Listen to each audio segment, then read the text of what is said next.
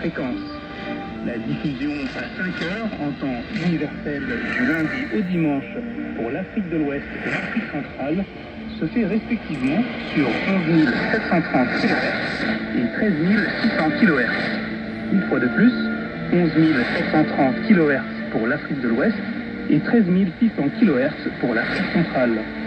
La diffusion de 20h30 pour l'Afrique de l'Ouest se fait sur 7425 kHz. Encore une fois, 7425 kHz pour l'Afrique de l'Ouest.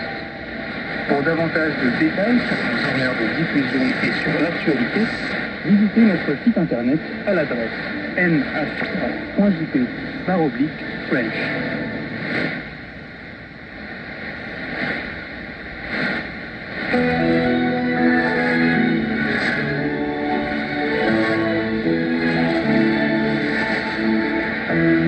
Bonjour à toutes et à tous, au micro Jean-Gabriel, vous écoutez le service français de NSK World Japan et voici le bulletin d'information de 14h du jeudi 31 juillet, fusion horaire du Japon. Et voici les principaux titres de ce journal. Un tsunami atteignant 6 mètres de haut a été observé suite au puissant séisme survenu mercredi dans l'extrême-orient russe au large du Kamchatka. Au Japon, certains avis au tsunami ont été levés, qui sont toutefois maintenus pour les zones côtières du Hokkaido à Chiba, et notamment les îles d'Izu et dans certaines parties du département de Kagoshima.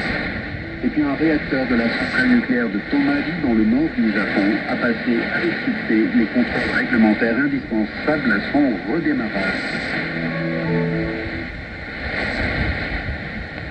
Un tsunami atteignant jusqu'à 6 mètres de haut a été observé après un violent séisme survenu mercredi dans l'extrême-orient russe. Les vagues ont incité les autorités de régions aussi éloignées que l'Amérique du Sud à inciter la population à évacuer. Selon l'Institut d'études géologiques des États-Unis, c'est survenu au large de la péninsule du Kamchatka. L'agence de presse officielle russe